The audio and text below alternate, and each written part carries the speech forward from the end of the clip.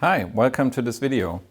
My name is Christoph Völker and I'm a researcher in a junior research group at BAM called Materials Characterization and Informatics for Sustainable Building Materials. And today we're going to talk about the exciting world of AI-driven materials design. In the first part, I want to give you some background and some motivation for you to find out who this could be for. In the second part, I will introduce our software tool SLAMD. In this hands-on session, you will understand how to use AI-driven materials design in the lab to design more sustainable and environmental friendly materials. Let's get going. Okay, so let's get started with data-driven materials design for cementitious materials. And you might be wondering, why do we need a new design approach? Let's have a look.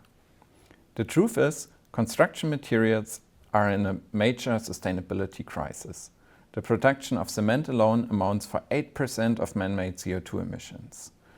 And the ecological question is thus far unresolved. You might think, why don't we just build everything made from wood?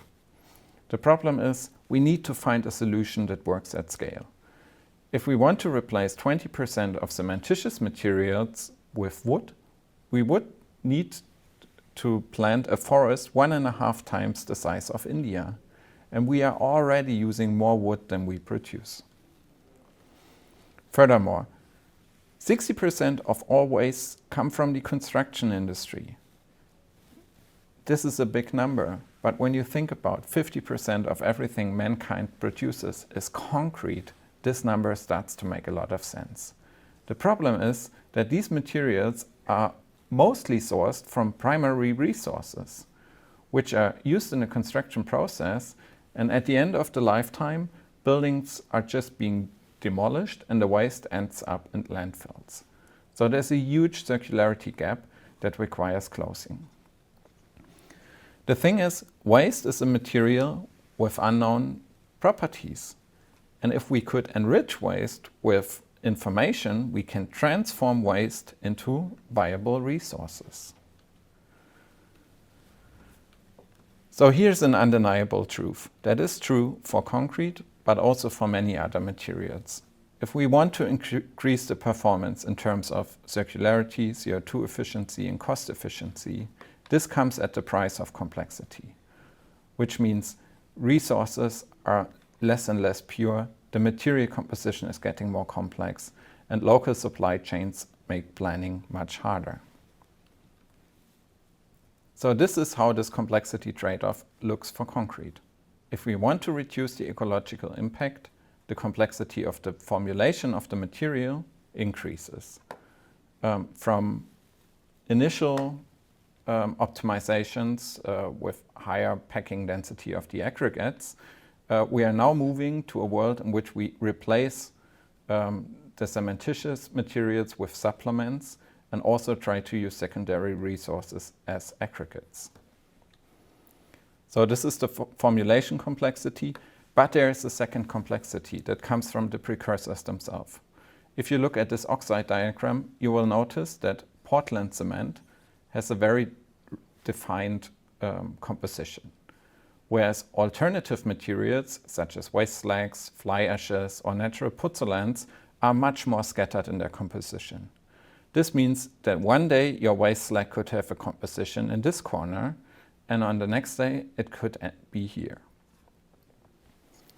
But we can act on this complexity by combining various precursors with each other, and then find materials in this combined design space which fulfill the requirements we have. And this is where the AI approach comes in. The AI's purpose is to navigate towards these materials as quickly as possible and as effective as possible. But how does it work? The challenge lies in navigating these complexities. Previously, our approach has been to sample a representative set of formulations. Basically, take one formulation from each corner of the design space. The problem is that the whole concept of representative data does not exist for complex problems. This has to do with the weird geometry of high-dimensional spaces. So it is not a problem of our ignorance or a problem that we could solve with collecting more data. It is a fundamental problem of complex systems, such as sustainable materials. The AI approach, on the other hand, works differently. Here, we try to navigate the complexity, which means we start out at a given point and then systematically work ourselves towards formulations that work and meet our requirements. This way, we can ignore a huge part of the design space and only focus on the materials that are viable for our purposes. So AI-driven materials design navigates towards the target in short feedback cycles. You collect data, you train a model, which shows you the next data point to collect. And this updated cycle helps you to navigate quickly towards your target. Whereas in screening, you collect your representative data sample, and if you're not able to find a good material, what are you going to do in the next round? You could try to enhance the data set, but there's no targeted way to reach your specification. How do we know that it works? Well, we measured it. In a large-scale case study, we conducted more than 10,000 simulated design runs in order to measure the time an AI-driven approach requires to find predefined materials. Here's how it works. Basically, you collect data from the literature, so this is real lab data, data that scientists have reported, and then within this data set, specify a material of interest, for instance, a high-performance material.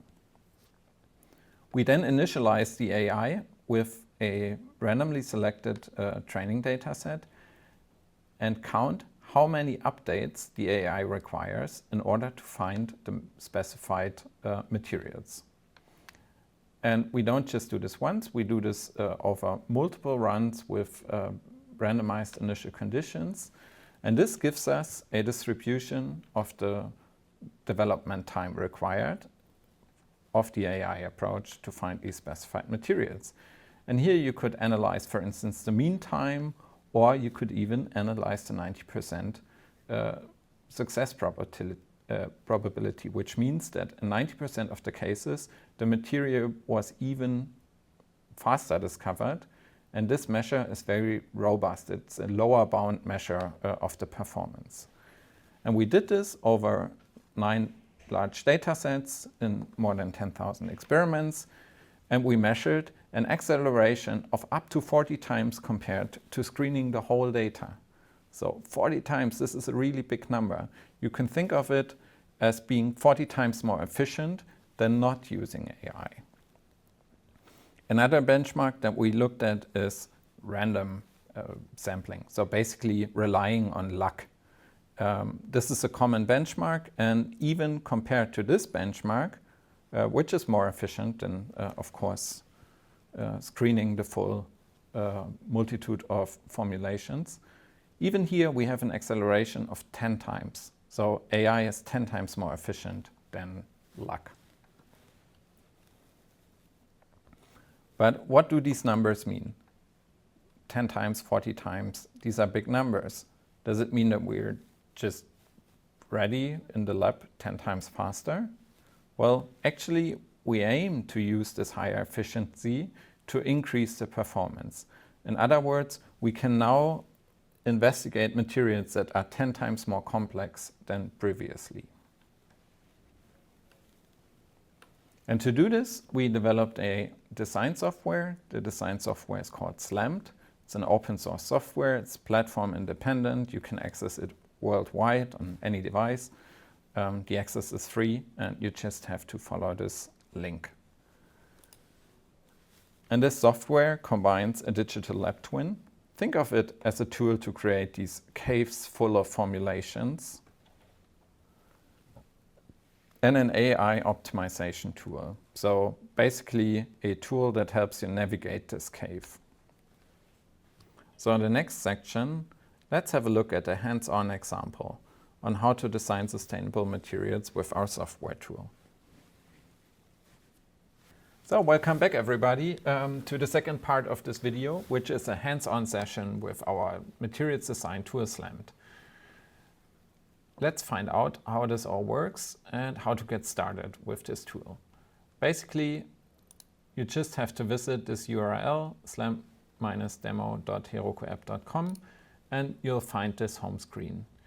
And this home screen provides you with everything you need to get started, including a user manual, which contains a step-by-step guide through this software tool.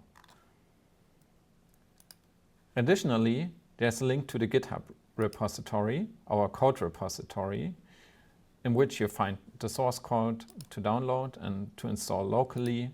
There's a README that talks you through the installation of this app if you want to run it on a local server or on a local machine. And there is a section with resources that contain all the articles or data sets that we made available for you to get started with this app. So this home screen shows our workflow. It is divided into two sections. There's the digital lab, which helps you to create this cave, so to say, so the multitude of different formulations that are feasible. And then there is this AI optimization tool, which helps you to navigate through the cave and find materials that match exactly your requirements. So let's start with some housekeeping. If you are using this app and you finalize your work for the day, you can save your session by simply clicking this link. If you want to continue to work on your previous session, you can upload the session and just work on your previous project. If you don't save the session, all data will be lost with the end of the session, so basically after some time of inactivity. I already pointed out the user manual, but when you go through the software, you will note that there are many of these gray boxes which explain exactly what is expected from you. So let's get started. And we are going to start with the digital lab. So the workflow here is first create all the base materials in the digital twin. So basically all the resources you have at hand. You have the opportunity to mix resources, blending powders or creating activator liquids. And then at the end, with a few mouse clicks, you can create hundreds and thousands of formulations. So let's start with the base materials. The workflow is pretty simple. The first thing you have to do is give your resources a name. You can start with, for instance, a cement powder, right? Type in the name of the material, then select the material type. There's a couple of options. You can choose a powder, a liquid, aggregates, admixtures, a process, or add something custom. Depending on which material you've selected, you can specify properties. There are shared properties, such as the CO2 footprint of the material, which you can just type in, or the costs, mix that up. So 450 kg per ton and 80 euros per ton for a cement powder. But there are also specific properties, such as the composition. And for powders, we have proposed for you a number of oxides and structural composition, such as the fineness of the powder. But if there is something missing that you deem important for your experiments, you can always add custom properties, such as, let's say, color. And the powder is gray. Okay, maybe you have something that makes a bit more sense than the color. Then you can just click submit and the material will appear at the bottom in this list. If you want to edit the material, you can always click on this pen and go back to the fields and enter compositional information or information that you forgot previously or that you now want to edit because, for instance, there was a price drop. Okay, so let's upload a session that I've previously created. And in this session, you see we now have multiple materials. There is an admixture, we have different kinds of aggregates, water constituents for the activator liquid, powders, and so forth. And with these materials, we can now go on in the workflow. Let's delete cement. We're going to use these materials instead. And what you see is that all of these materials have specified information. For instance, these coarse aggregates, they have a composition. There's a cost attached to these materials. And we will use these information later on in the design process. Okay, moving on to the next step, which is blending materials. So you might want to use various materials, but you're not, or you want to combine various materials, but it might not be obvious which weight ratio is the best. So what you can do is create a multitude of different weight ratios by just filling out this form. For instance, you could blend fly ash and ground granulated blast furnace slag and create a blended powder, which I would call blend FAGGBFS. Again, there's this gray info box that gives you all the necessary instructions. So how does it work? Instead of specifying every blend individually, we can here specify a range of blends going from, for instance, 50 to 70 in steps of 10%. So basically, you will create a 50% 50-50 blend between fly ash and slag, a 60-40% blend, and a 70-30% blend. And you only have to specify these three numbers, and it calculates for you the blending ratios automatically. You can also edit them or delete individual blending ratios if you don't require them. And in this way, you can create blends of materials, and the blending occurs to a weighted average, and the weight is according to the weight of the material. So it's a mass-based material model.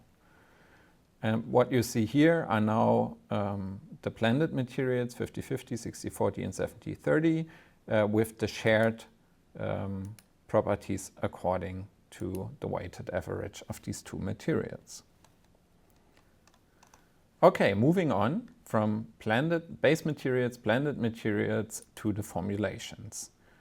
You have the option to specify either a concrete formulation or a binder formulation. The difference is that in concrete it is required to choose aggregates, whereas in a binder it's optional. So you can also create a mortar paste, for instance, here. So let's create concrete formulations.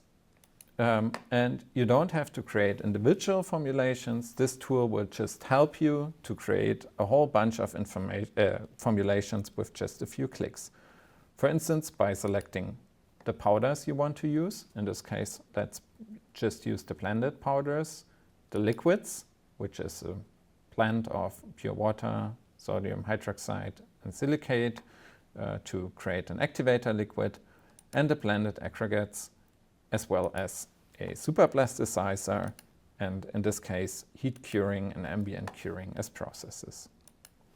The material model in the background of SLAMD is weight-based at the moment. We are planning to introduce a density-based material model later this year, but thus far you have to specify the weight of the formulation. So let's just say 2,400 kg, which is roughly a cubic meter.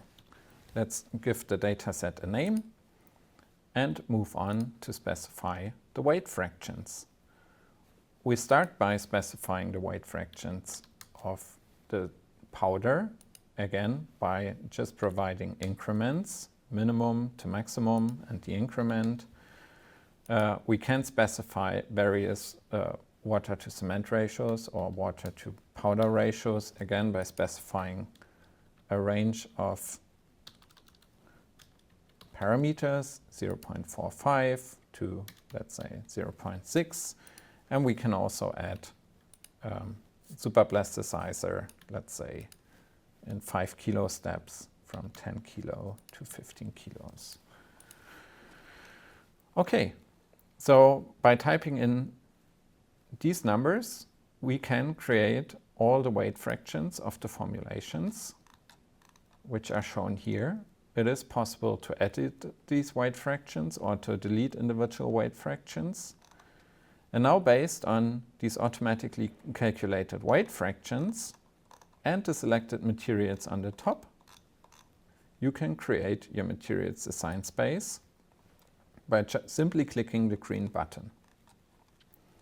And now we have a large table consisting of many, many different compositions and materials, which is just based on the form we filled out above. So this is a super simple way to create the search space in which there might be the ideal material candidate that we don't know yet. How to find it? If we want to work with this data set, first what we have to do is to submit it. Now it will occur in our next window, the discovery window. Let's talk about this in the next part. Okay, moving on to the next section, the discovery module. So this is where things get exciting because we finally start optimizing our material. On this page, you already see the dataset we've just created in the digital lab. For the sake of this tutorial, I prepared a second dataset that I can just upload using this CSV file upload dialog. So technically, you don't need to use the digital lab to create a dataset. You can upload any CSV data file. So let's use this example, select it, upload dataset. Here we go, it appears in this list. Let's have a look at the data. We can delete the data, select the data for the optimization problem. We can add targets to our dataset and download the dataset. Let's have a look at this add target dialog.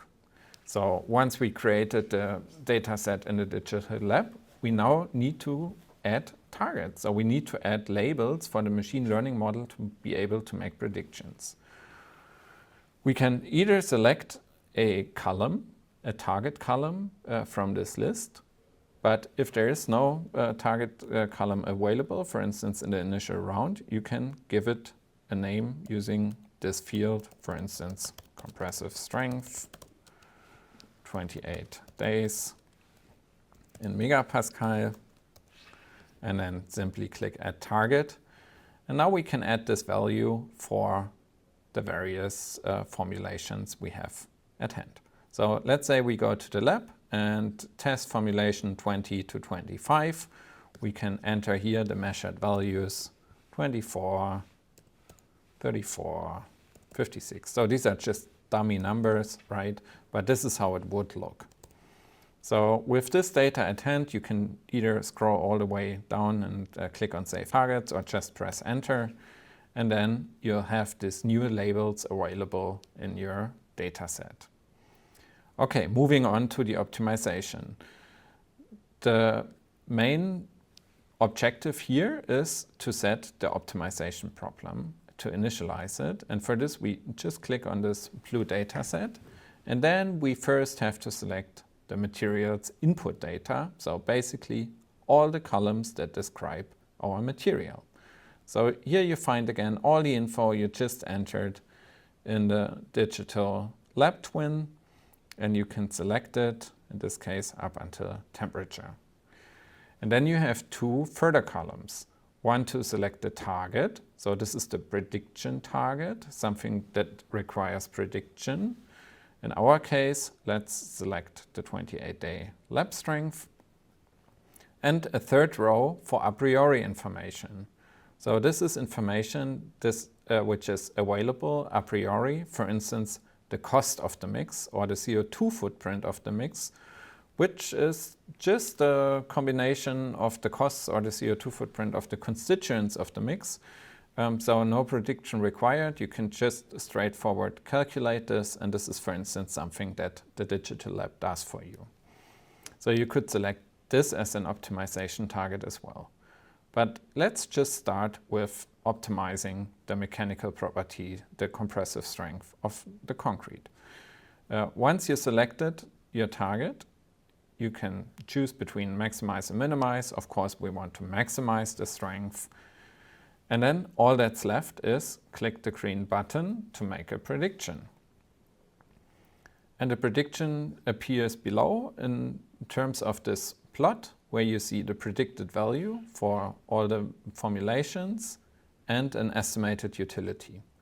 So this estimated utility is an abstract measure which just correlates your scenario, your design scenario, in our case, maximize the strength, using the predictions with this utility value. And in our case, we want to maximize just the strength, so the highest predicted strength gets the highest utility, and it's here colored in yellow. So this makes it super straightforward to select your sample.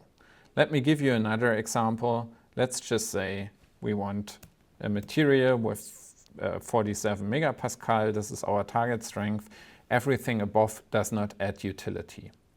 Let's add this threshold here. And now we can see that all materials that have a higher strength than 47 megapascal now have the same utility. Yeah? So this utility measure lets you specify arbitrary design scenarios and specify exactly your requirements, and you'll end up with a simple selection metric, the utility, which makes it super easy for you to select the right design. For instance, let's optimize compressive strength. We want to maximize this, and CO2 footprint, of course, we want to minimize. Now we run the experiment again, and now you see a plot of CO2 footprint versus compressive strength for all the materials in our design space. And the materials that have a particular high CO strength and a low CO2 footprint have the highest calculated utility. Okay, so this is the way you can specify your different design targets. For the sake of this experiment, let's keep it simple. Let's just max out the compressive strength. Okay, but there's something else that I have not talked about yet, and this is the curiosity. And this is basically something that lets you strategically decide which materials to favor over others. If you set the curiosity towards explore, it means that materials with a higher predicted uncertainty are prioritized before materials with a lower uncertainty. So now we are not only optimizing towards the highest strength, but we add to this the uncertainty of this strength, so the prediction uncertainty. So instead of the utility being aligned with the predicted value, we now see the utility being aligned with the uncertainty of this prediction. Okay? So this way you can strategically select materials that your algorithm or your prediction algorithm is predicting high values, but also high uncertainties. Okay, to make a selection, you could either refer to this table, which organizes all your formulations in this design space and sorts them based on the estimated utility, or you could use this plot of the input space, which gives you basically a map of your materials. So what we see here now are 240 points, because our design space contains 240 different formulations. And we see a bunch of crosses, which are materials that have already been validated in the lab. So somebody already went to the lab and made a huge effort in order to collect a lot of training data. But what you can also see are all these other materials that are currently untested. So what do we have here? These are 3 clouds, so 3-point clouds, which refer to 3 different materials, so different fly ash, slag, plants. We also have 4 lines, which refer to 4 different water-cement ratios, and then 10 different variations of this cement ratio with different powder content, okay? And then there is one version with ambient curing and one version with heat curing. So basically here you have a nice overview over all the variations that would be possible, but which previously we haven't considered in the lab because of the tight lab budget. Imagine testing 240 formulations. This is so much work, but with this tool we can now select effectively data points that have the highest information content. So by going with your cursor over these points, you see the row number, which refers to this table, right? So basically you can see which materials are being preferred here. Yeah? And let's say if the highest utility was here, you wouldn't need to select this. You could choose just within different point clouds the materials with the highest utility, which offer you, for instance, the highest insight. Okay, but let's just select the first 5. 1, 2, 5, 3, 4. Yeah, so 1, 2, 3, 4, 5. These materials for validation. How does it work? We could now go to the lab and create these mixes that are described here. The predicted strength is shown here, so the model does not know too much at the moment, so the predicted strength is very similar for these 5 first formulations. Okay, let's see how they play out in the real world. So we have formulation 137, 57, 177, 17, and 217. So let's see if I can remember them. To do this, we would now go to the lab, do all the testing, right? Once we're done, we go back to this dialog, select the compressive strength as the target. In our case, this is the target, the lab validation. Let's deselect this. And this is data from literature, so we already know the ground truth. Let's just enter the inputs, the strengths that have been previously collected in the lab. So formulation 17 resulted in 60 megapascal. I think the next one was 57. Oh, 64, so this is a high strength material. Then we had 117, I believe. So this is not so high strength. Was it 147? And 207, I believe.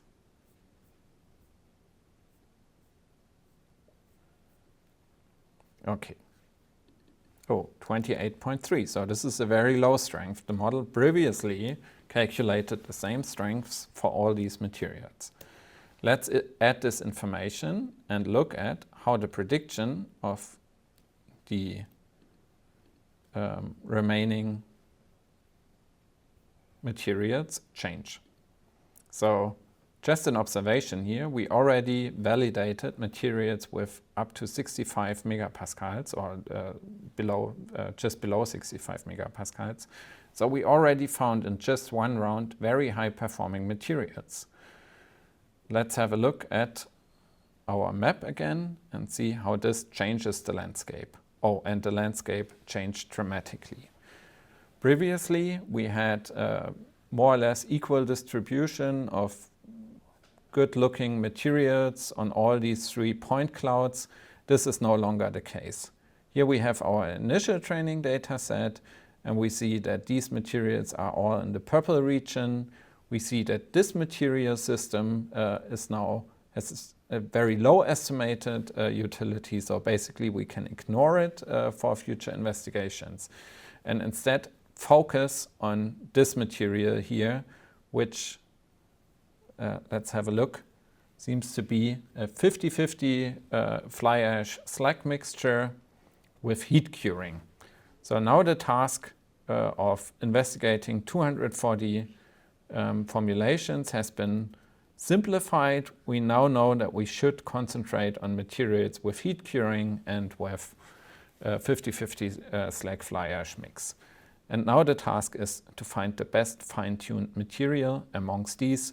We could do this by just iterating 1 or 2 more times to find the ideal candidate.